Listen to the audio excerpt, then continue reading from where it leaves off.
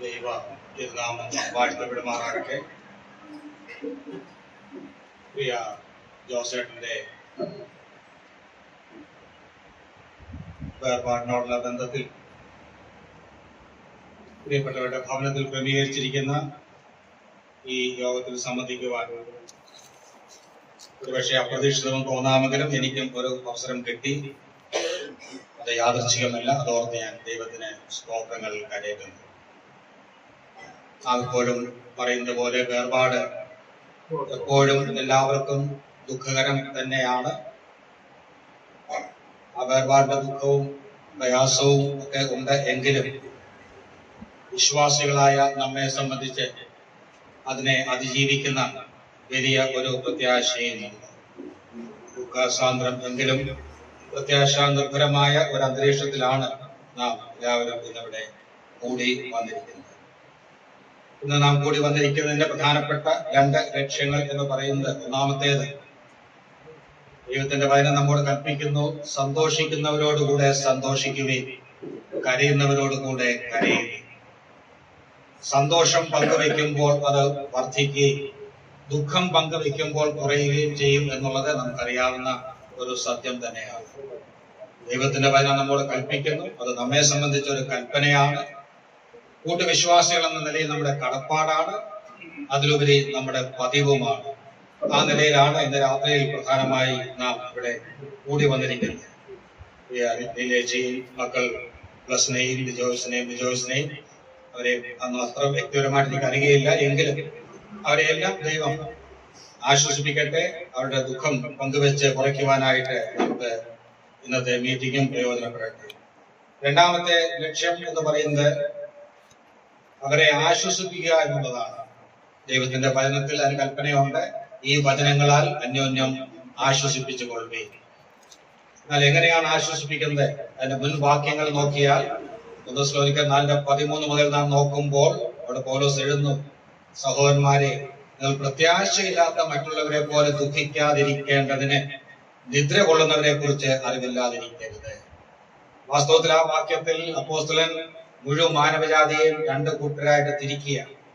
ഒരു കൂട്ടർ സഹോദരന്മാർ, പ്രത്യാശയുള്ള സഹോദരന്മാർ, മറ്റേ കൂട്ടർ പ്രത്യാശയില്ലാത്ത മറ്റുള്ളവർ, അവിശ്വാസികളുടെ സമൂഹം. പ്രത്യാശയുള്ളത് നമുക്ക് മാത്രമാണ്. എന്താണ് ഈ പ്രത്യാശ എന്ന് പറയുന്നത്? പ്രത്യാശ കേവലം ഒരു ശുഭപ്രതീക്ഷയല്ല, ഒരു വിഷ്വൽ തിങ്കിങ് അല്ല, പിന്നെ അത് ഉറപ്പേറിയ ഒരു ആശ തന്നെയാണ്. അത് ദൈവമക്കൾക്ക് മാത്രമേ ഉള്ളൂ, മറ്റാർക്കും അത് അവകാശപ്പെടാൻ കഴിയുകയില്ല. മരണാനന്തര ജീവിതത്തെ കുറിച്ച് പലർക്കും പല പ്രതീക്ഷകളുണ്ട്, ചിന്തകളുണ്ട്, എന്നാൽ അവർക്കാർക്കും പ്രത്യാശയില്ല എന്നുള്ളത് നമുക്ക് അറിയാം. പ്രത്യാശ എന്ന് പറയുന്നത് ദൈവമക്കൾക്ക് മാത്രം ഉള്ള ഒരു കാര്യം തന്നെയാണ്. അതുകൊണ്ട് ആ നിലയിൽ പ്രത്യാശയുള്ള ഒരു ഭവനത്തിലാണ് നാം ആയിരിക്കുന്നത്. ജോസേട്ടൻ 78 വർഷങ്ങൾ ജീവിച്ചു. വേദോസ്തവത്തിന്റെ പ്രമാണം അനുസരിച്ച് മോശ എഴുതുന്നുണ്ട്, ഞങ്ങളുടെ ആയുഷ്കാലം 70 സംവത്സരം, ഏറെയാൽ 80 സംവത്സരം. അപ്പോൾ അത്ര ചെറിയ കാലയളവല്ല, ദീർഘമായ ഒരു കാലയളവ് ഞാൻ ഈ ഭൂമിയിൽ ജീവിച്ചു. ദൈവനാമം മഹത്വപ്പെടുത്തി. ആ നിലയിൽ നമുക്ക് ദുഃഖിക്കുവാൻ അവകാശമില്ല. എന്നാൽ വളരെ പെട്ടെന്ന് അപ്രതീക്ഷിതമായിട്ട് ഒരു വീഴ്ചയും തുടർന്ന് ചില അസുഖങ്ങളും ഉണ്ടായി താൻ കടന്നു പോകുമ്പോൾ എല്ലാവർക്കും ദുഃഖത്തിന് കാരണമുണ്ട്. അത് ഞാൻ മറന്നുകൊണ്ടല്ല പറയുന്നത്. എന്നാൽ വേദപുസ്തകത്തിന്റെ കാഴ്ചപ്പാടിൽ നമുക്ക് വലിയ ദുഃഖത്തിന് അവകാശമില്ല. മാത്രമല്ല, അനേകർ നാം ഇന്ന് കാണുന്നുണ്ട്, ആശുപത്രിയിലൊക്കെ കിടന്ന് ദീർഘനാളുകൾ കിടന്ന് വളരെ കഷ്ടപ്പെട്ട് വീട്ടുകാരെയും കഷ്ടപ്പെടുത്തിയൊക്കെ കടന്നു പോകുന്നുണ്ട്. അങ്ങനെയൊന്നും സംഭവിച്ചില്ല. എല്ലാം ദൈവത്തിന്റെ സമയത്ത് ഭംഗിയായിട്ട് ചെയ്തു. നമുക്ക് പലതും യാദൃച്ഛികം എന്ന് തോന്നാമെങ്കിലും എല്ലാം തിരുഹിതത്തിന്റെ നിർണയങ്ങളാണ് എന്ന് നമുക്ക് മനസ്സിലാക്കാൻ കഴിയും. ആ നിലയിൽ മനസ്സിലാക്കുന്നവരാണ് ഈ കുടുംബാംഗങ്ങൾ എല്ലാവരും. ആ നിലയിൽ അവർക്ക് പ്രത്യാശയുണ്ട്, യാതൊരു സംശയവും. ഒരിക്കൽ ഒരു വീട്ടിൽ 2 ആൺമക്കൾ ഉണ്ടായിരുന്നു. രണ്ടുപേരും ചെറിയ കുട്ടികളാണെങ്കിലും അവർ രക്ഷിക്കപ്പെട്ടവരായിരുന്നു. മൂത്ത മകൻ മരിച്ചു കഴിഞ്ഞപ്പോൾ തീർച്ചയായിട്ടും ആ കുടുംബത്തെ അത് വല്ലാതെ തളർത്തി. ആ മാതാവ് മരണശേഷവും ഓരോ ദിവസവും ഇങ്ങനെ ഇടയ്ക്കിടയ്ക്ക് പറയും, എന്റെ മകൻ നഷ്ടപ്പെട്ടു പോയി. ഇങ്ങനെ പല പ്രാവശ്യം പറയുന്നത് കേട്ടപ്പോൾ ആ ഇളയ കുട്ടി അമ്മയോട് ഒരു ചോദ്യം ചോദിച്ചു, അമ്മേ, ഒരു വ്യക്തി എവിടെയാണെന്ന് നമുക്ക് അറിയാമെങ്കിൽ ആ ആളിനെ കുറിച്ച് നഷ്ടപ്പെട്ടു പോയി എന്ന് പറയുന്നത് ശരിയാണോ എന്ന് ചോദിച്ചു. ഒരു വ്യക്തി എവിടെയാണെന്ന് കൃത്യമായിട്ട് നമുക്കിപ്പോൾ അറിയാമെങ്കിൽ ആ ഒരു ആളിനെ കുറിച്ച് നഷ്ടപ്പെട്ടു പോയി എന്ന് പറഞ്ഞത് ശരിയാണ്. ആ മാതാവിനെ അത് വളരെ ചിന്തിപ്പിച്ചു.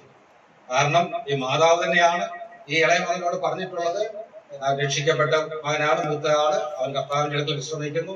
ഇതൊക്കെ പറഞ്ഞിട്ട് പിന്നെയും ഇങ്ങനെ നഷ്ടപ്പെട്ടു പോയല്ലോ എന്ന് പറഞ്ഞ് വിലപിക്കുമ്പോൾ ആ ഇളയ മകൻ മാതാവിനെ തിരുത്തി ഞാൻ വായിച്ചിട്ടുണ്ട്. പ്രിയപ്പെട്ടവരെ, നമ്മെ വിട്ടുപിരിഞ്ഞവരെ കുറിച്ച് അവർ രക്ഷിക്കപ്പെട്ടവരാണെങ്കിൽ അവർ ഒരിക്കലും നഷ്ടപ്പെട്ടു പോയിട്ടില്ല. അവർ എവിടെയാണെന്ന് നമുക്കറിയാം, വ്യക്തമായിട്ട് അറിയാം. അതുകൊണ്ട് ആ നിലയിൽ നമുക്ക് ദുഃഖത്തിന് അവകാശമില്ല.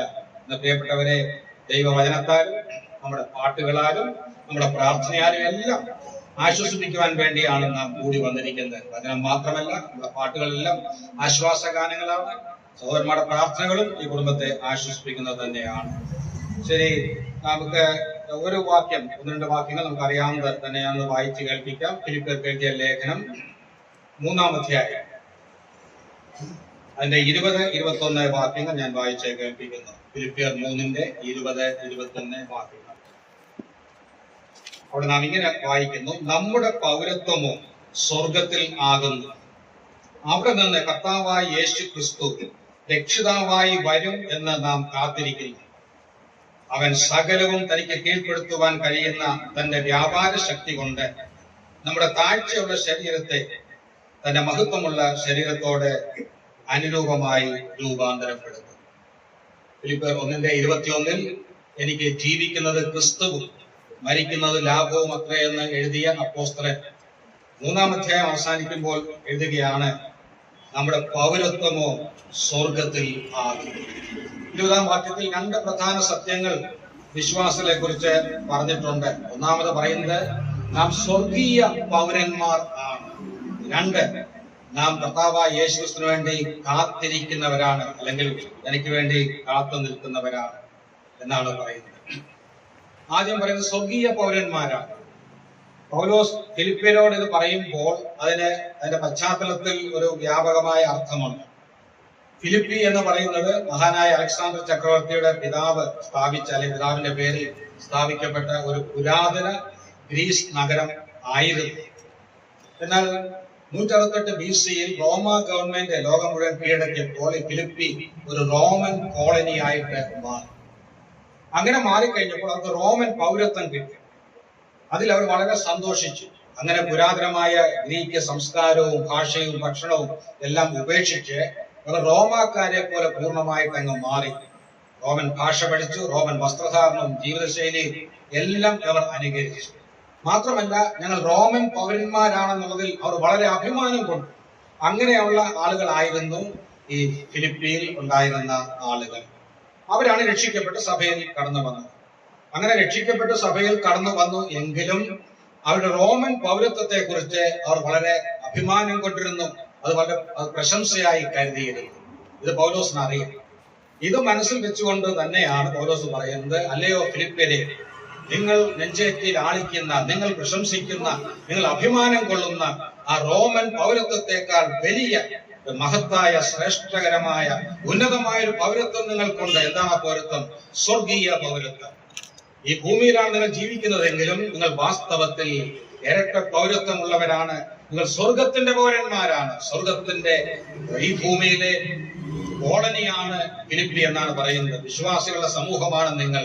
അതുകൊണ്ട് അതിലാണ് നിങ്ങൾ അഭിമാനം കൊള്ളേണ്ടത്. പ്രിയപ്പെട്ടവരെ, ഫിലിപ്പിനെ സംബന്ധിച്ച് ശരിയാണ്.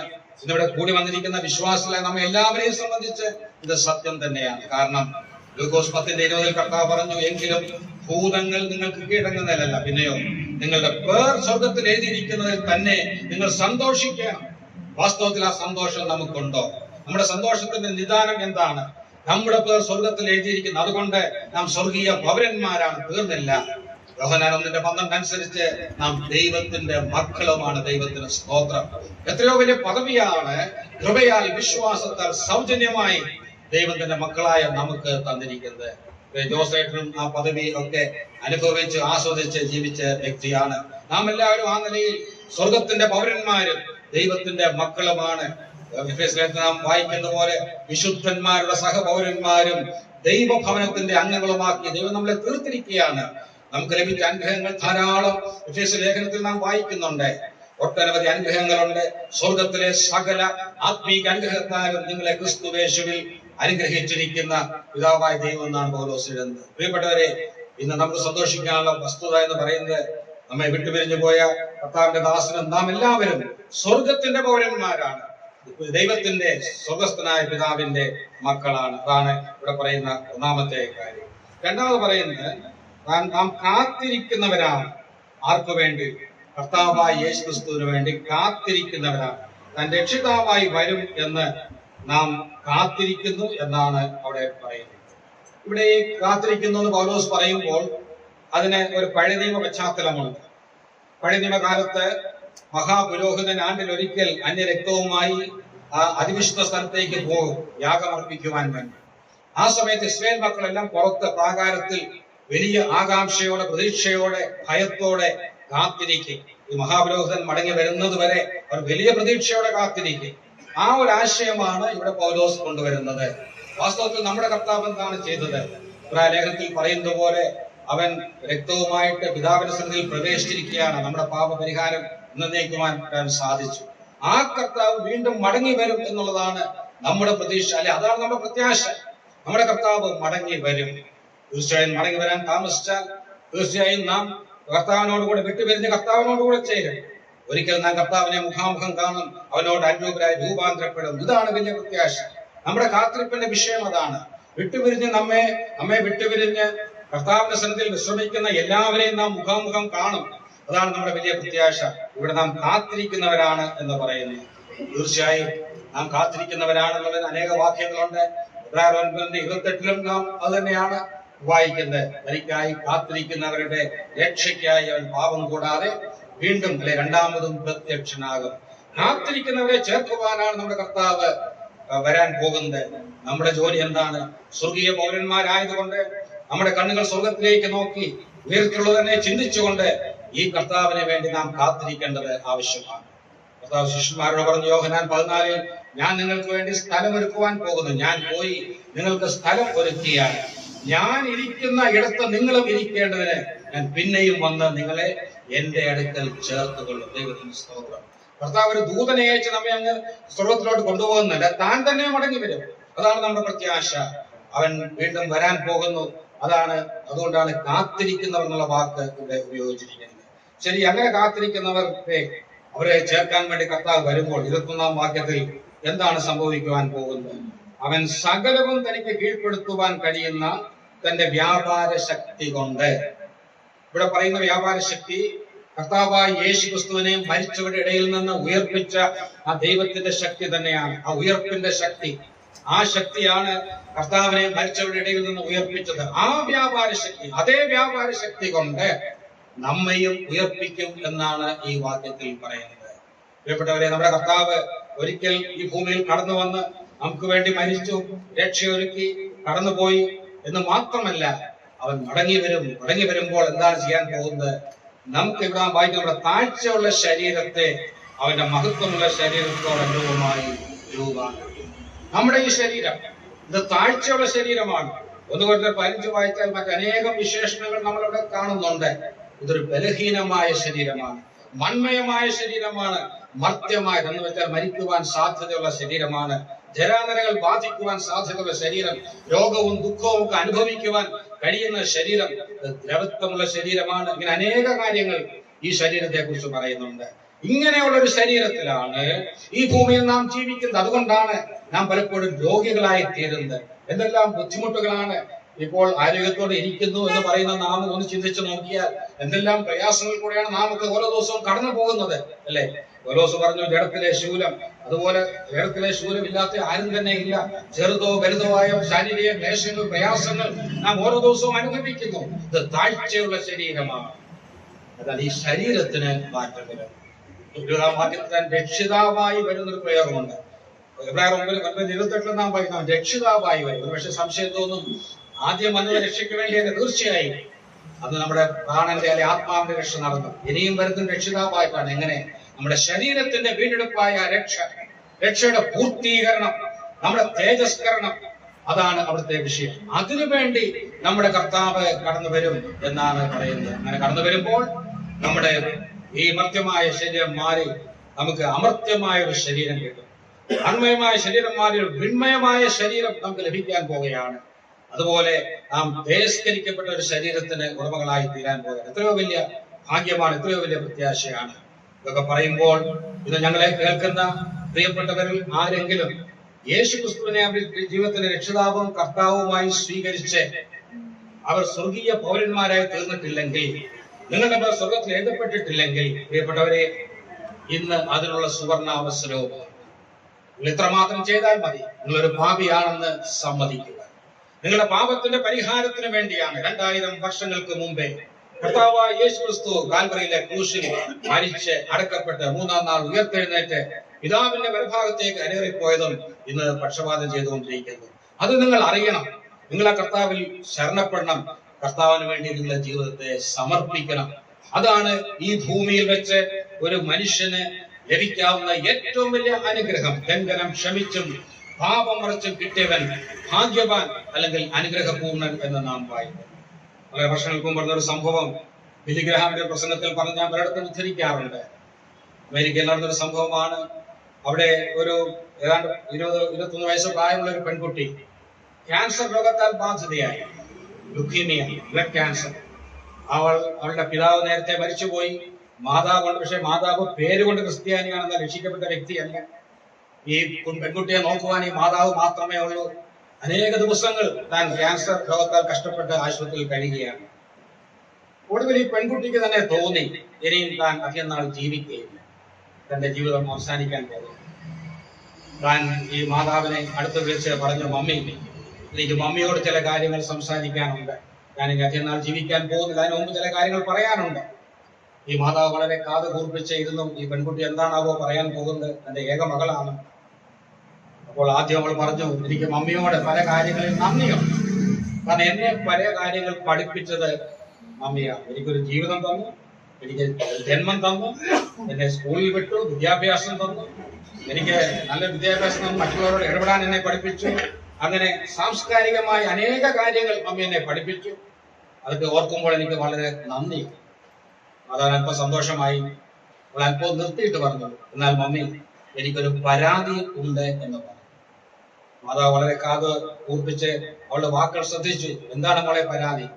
മമ്മി എന്നെ അനേകം നല്ല കാര്യങ്ങൾ പഠിപ്പിച്ചു, പക്ഷേ ഒരു കാര്യം മമ്മി എന്നെ പഠിപ്പിച്ചില്ല എന്ന് പറഞ്ഞു. എന്താണ് മോളെ എന്ന് ചോദിച്ചപ്പോൾ അവൾ പറഞ്ഞു, അനേക കാര്യങ്ങൾ പഠിപ്പിച്ചു എങ്കിലും സന്തോഷത്തോടെയും സമാധാനത്തോടെയും മരിക്കേണ്ടത് എങ്ങനെയെന്ന് മമ്മി എന്നെ പഠിപ്പിച്ചില്ല എന്ന് പറഞ്ഞു. അധികം താമസിക്കാതെ അവരുടെ കണ്ണുകൾ അടഞ്ഞു. അവൾ ക്രിസ്തുവില്ലാത്ത നിദ്യയിലേക്ക് മാറ്റി. രാത്രിയിൽ നിങ്ങൾ കേൾക്കുന്ന പ്രിയപ്പെട്ടവരോട് ഞാൻ ചോദിക്കട്ടെ, സന്തോഷത്തോടെ ജീവിക്കുവാനും മരിക്കുവാനും സമാധാനത്തോടെ മരിക്കുവാനും നിങ്ങൾക്ക് അറിയാമോ? ആ പെൺകുട്ടി പറഞ്ഞു, സന്തോഷത്തോടെയും സമാധാനത്തോടെയും മരിക്കേണ്ടത് എങ്ങനെയെന്ന് മമ്മി എന്നെ പഠിപ്പിച്ചില്ല. ഞാനൊരു വാക്കുകൾ ചേർത്ത് പറയട്ടെ, സന്തോഷത്തോടെയും സമാധാനത്തോടെയും മരിക്കുക മാത്രമല്ല, ജീവിക്കുവാനും നമ്മെ സജ്ജമാക്കുന്ന ഏക മാർഗം കർത്താവായ യേശു ക്രിസ്തുവിന്റെ മാർഗം മാത്രമാണ്. യേശു ക്രിസ്തുവിന്റെ നാമം മാത്രമാണ്. ഇന്ന് രാത്രിയിൽ അതുകൊണ്ട് യേശു ക്രിസ്തുവിനെ രക്ഷിതാവും കർത്താവുമായി സ്വീകരിക്കാത്ത ആരെങ്കിലും ഈ മൈക്കിന്റെ ശബ്ദപരിധിക്കുള്ളിൽ ഞങ്ങളെ ശ്രമിക്കുന്നുണ്ടെങ്കിൽ, പ്രിയപ്പെട്ടവരെ, എല്ലാ സ്നേഹത്തോടെയും വിനയത്തോടെയും നിങ്ങളോട് അപേക്ഷിക്കട്ടെ, നിങ്ങളുടെ ജീവിതത്തിന്റെ ഏക കർത്താവും രക്ഷിതാവുമായിട്ട് ഈ യേശുവിനെ സ്വീകരിക്കണം. എങ്കിൽ മാത്രമേ നിങ്ങളുടെ ജീവിതം ധന്യമാകുകയുള്ളൂ. നിങ്ങൾക്ക് മരണാനന്തരം ഉള്ള പ്രത്യാശ, ഞാൻ ഇത്രയും നേരം പറഞ്ഞുകൊടുത്ത പ്രത്യാശയുടെ അവകാശമായി തീരാൻ സാധിക്കുകയുള്ളൂ. ഒരു വാക്ക് വിശ്വാസികളോട് ഞാൻ പറയട്ടെ. പലപ്പോഴും നാം ഇങ്ങനെയുള്ള കൂടിവരവുകളിൽ ഭവനത്തിലുള്ളവരെ ആശ്വസിപ്പിക്കും. അവിശ്വാസികൾക്ക് നമുക്ക് സന്ദേശമുണ്ട്. എന്നാൽ ഇന്ന് കേൾക്കുന്ന വിശ്വാസികളോടും ഒരു വാക്ക് പറയാൻ ഞാൻ ആഗ്രഹിക്കുന്നു.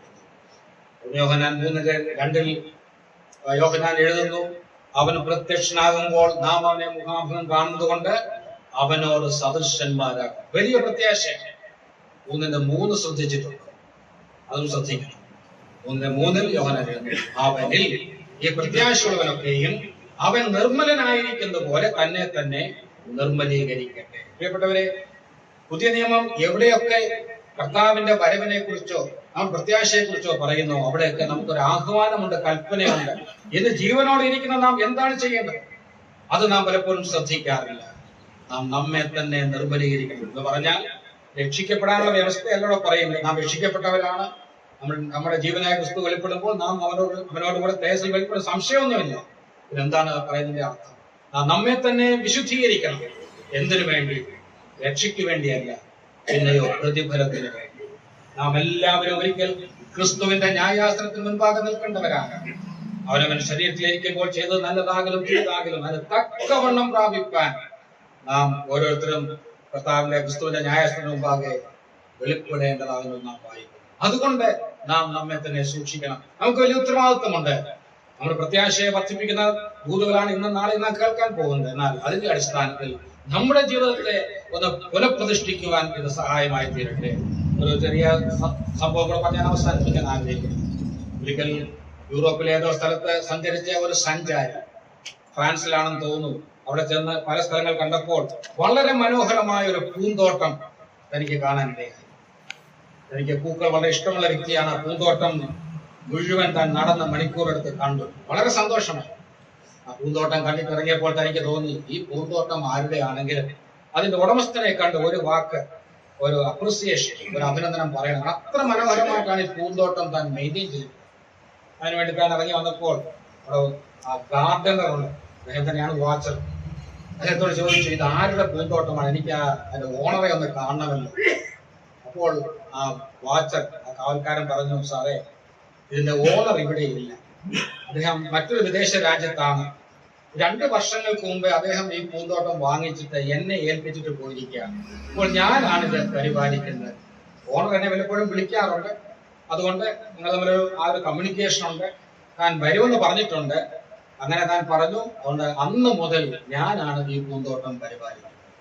അപ്പോൾ വളരെ അത്ഭുതപ്പെട്ട് ഈ സഞ്ചാരി പറഞ്ഞു, അപ്പോൾ നിങ്ങളുടെ ഓണർ എന്ന് വരുമെന്ന് അറിയാമോ? എന്ന് വരുമെന്ന് അറിയത്തില്ല, പക്ഷെ വരുമെന്ന് പറഞ്ഞിട്ടുണ്ട് എന്ന് പറഞ്ഞു. അപ്പോൾ സഞ്ചാരി പറഞ്ഞു, ഈ പൂന്തോട്ടം കണ്ട നിങ്ങളുടെ ഉടമസ്ഥൻ, നിങ്ങളുടെ ഈ പൂന്തോട്ടത്തിന്റെ ഉടമസ്ഥൻ നാളെ വരും എന്ന് അങ്ങ് തോന്നിപ്പോകുന്നു. കാരണം നാളെ വരുമെന്നുള്ള പ്രതീക്ഷയിൽ ആണ് നിങ്ങളിത് പൂന്തോട്ടം ഇത്രയും ഭംഗിയായിട്ട് സൂക്ഷിക്കുന്നത് തോന്നിപ്പോകും. അപ്പോൾ ആ തോട്ടക്കാരൻ പറഞ്ഞു, സാറ് തെറ്റിപ്പോയി. ഈ എന്റെ ഉടമസ്ഥൻ നാളെ വരുമെന്നല്ല, ഓരോ ദിവസവും രാവിലെ ഉണർന്നെഴുന്നേൽക്കുമ്പോൾ ഞാൻ എന്നോട് തന്നെ പറയും, എന്റെ യജമാനൻ ഇന്ന് മടങ്ങി വരും. ആ പ്രതീക്ഷയിലാണ്, ആ ചിന്തയിലാണ് ഞാൻ ഈ പൂന്തോട്ടം ഭംഗിയായി സൂക്ഷിക്കുന്നത്. കേൾക്കുന്ന പ്രിയപ്പെട്ടവരെ, നമുക്കും അനുകരിക്കാനുള്ള ഒരു പാഠം. ഓരോ ദിവസവും രാവിലെ ഉണർന്നെഴുന്നേൽക്കുമ്പോൾ നമുക്ക് നമ്മോട് പറയാനുള്ളത് തന്നെയാണ്, എന്റെ യജമാനൻ ഇന്ന് മടങ്ങി വരും. നമ്മുടെ ജീവിതമാകുന്ന പൂന്തോട്ടം ഭംഗിയായി സൂക്ഷിക്കുന്നതിന്, അതിന് പുല്ലും കളയും ഒന്നും കയറാതെ അത് വൃത്തിയായി സൂക്ഷിക്കുന്നതിൽ നാം എത്രമാത്രം ശ്രദ്ധാലുക്കളോ. അവനിൽ ഈ പ്രത്യാശയുള്ളവരൊക്കെയും അവൻ നിർമ്മലനായിരിക്കുന്ന പോലെ തന്നെ നിർമ്മലീകരിക്കട്ടെ. ആ ഒരു വലിയ വെല്ലുവിളി ഇന്ന് രാത്രി നാം ഏറ്റെടുക്കുകയാണ്. ഈ പ്രിയപ്പെട്ട ഭവനത്തിലുള്ള ബന്ധുമിത്രാദികളെയും രാജ്യക്കാരെയും എല്ലാം ദൈവം ആശ്വസിപ്പിക്കട്ടെ. അതോടൊപ്പം ഈ വെല്ലുവിളി നാം എല്ലാം ഏറ്റെടുക്കേണ്ടതാണ്. എന്നാണ് നമുക്ക് വേണ്ടി ഇങ്ങനെ ഒരു മീറ്റിംഗ് നടത്തുന്നതെന്ന് നമുക്ക് ആർക്കും അറിയുകയില്ല. എന്നാൽ അതുവരെയുള്ള കാലഘട്ടം, എന്റെ യജമാനൻ ഇന്ന് മടങ്ങി വരും, ഇന്ന് അവനെ എതിരേൽക്കാൻ വേണ്ടി ഞാൻ ഒരുങ്ങിയിട്ടുണ്ടോ എന്നുള്ള ചിന്തയിൽ നമുക്ക് നമ്മുടെ ജീവിതത്തെ ക്രമപ്പെടുത്താം, വിശുദ്ധ ജീവിതം നയിക്കാം. കർത്താവ് എപ്പോൾ വന്നാലും നല്ലവൻ വിശ്വസ്തൻ എന്നുള്ള ദാസൻ എന്നുള്ള വിളി തന്റെ വായിൽ നിന്ന് കേൾക്കുവാൻ തക്കൊണ്ട് യോഗ്യമായ ഒരു ജീവിതം നയിക്കുവാനും ഇന്ന് രാത്രിയിലെ കൂടിവരവ് മുഖാന്തരം ദൈവം നമ്മെ സഹായിക്കട്ടെ. പൗലോസ് എഴുതി, നമ്മുടെ പൗരത്വം സ്വർഗത്തിലാണ്, നാം സ്വർഗീയ പൗരന്മാരാണ്. നാം ആ കർത്താവിന് വേണ്ടി കാത്തിരിക്കുന്നവരാണ്. ആ കാത്തിരിപ്പ് എന്ന് വരെയാണ് നമുക്ക് അറിയുകയില്ല. എന്നാൽ ഓരോ ദിവസവും രാവിലെ ഉണർന്നെഴുന്നേൽക്കുമ്പോൾ എന്റെ കർത്താവ് ഇന്ന് വരും എന്നുള്ള പ്രതീക്ഷയിൽ നമ്മുടെ ജീവിതത്തെ നമുക്ക് ക്രമപ്പെടുത്താം. അങ്ങനെയാണെങ്കിലും വരുമ്പോൾ തീർച്ചയായും നമ്മുടെ ഈ ശരീരം, നാം മരിച്ച മണ്ണോട് ചേർന്നാലും നമ്മുടെ താഴ്ചയുള്ള ശരീരത്തെ തന്റെ വിൺമയമായ സ്വർഗീയമായ ആത്മീക ശരീരമാക്കി തീർക്കും. നാം കർത്താവിനെ മുഖാമുഖം കാണും, നാം അവനോട് അനുരൂപരായി രൂപാന്തരപ്പെടും. ആ വലിയ പ്രത്യാശ കൊണ്ട് നമ്മുടെ ഹൃദയത്തെ നമുക്ക് നിറയ്ക്കാം. അതുകൊണ്ട് ഇന്ന് രാത്രി കേട്ട ഈ വചന മുഖാന്തരം ദൈവം നമ്മെ എല്ലാവരെയും ഒരുപോലെ ആശ്വസിപ്പിക്കട്ടെ, ശക്തീകരിക്കട്ടെ, നമ്മുടെ ജീവിതങ്ങളെ വെല്ലുവിളിക്കട്ടെ എന്ന് പ്രാർത്ഥിച്ചുകൊണ്ട് എനിക്ക് ഇങ്ങനെ ഒരു അവസരം തന്ന കുടുംബത്തോടും സ്ഥലം സഭയോടും നന്ദി പ്രകാശിപ്പിച്ചുകൊണ്ട് ഞാൻ എന്റെ വാക്കുകളെ ഇവിടെ സഞ്ചരിക്കുന്നു. ദൈവനാമം ഇന്ന് നയിക്കും. വാഴ്ത്തക്കുമാറാകട്ടെ.